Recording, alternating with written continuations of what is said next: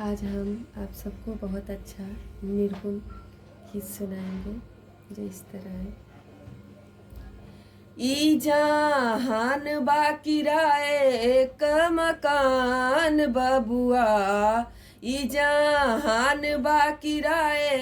क मकान बबुआ, इहाँ नाही लागे,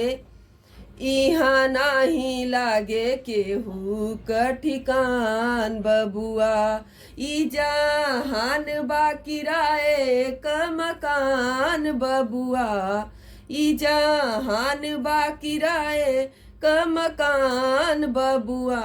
इहाँ नाही लागे केहू क ठिकान बबुआ। धन क गठरिया यहीं पे छूटी जाई है, माटी क सूरतिया माटी में मिली जाई है, सुंदर देहिया पे कर न गुमान बबुआ, सुंदर देहिया पे कर न गुमान बबुआ, इहाँ नाही लागे केहू क ठिकान बबुआ, इहाँ नाही लागे केहू क ठिकान बबुआ। उड़ी जही पिंजड़ा से सुघर सुगनवा, उड़ी जही पिंजड़ा से सुघर सुगनवा,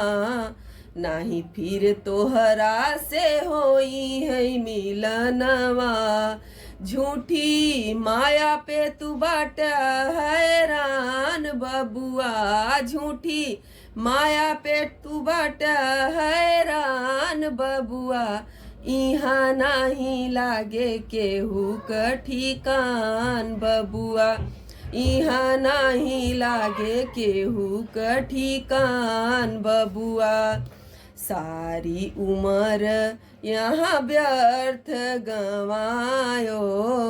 राम नाम मुख कबहू न लायो, धीरे धीरे भाई ठठरी पुरान बबुआ, धीरे धीरे भाई ठठरी पुरान बबुआ, इहाँ नाही लागे केहू क ठिकान बबुआ, इहाँ नाही लागे केहू क ठिकान बबुआ, ई जहान बाकी राय क मकान बबुआ, ई जहान बाकी राय क मकान बबुआ, इहाँ नाही लागे केहू क ठिकान बबुआ, इहाँ नाही लागे केहू क ठिकान बबुआ।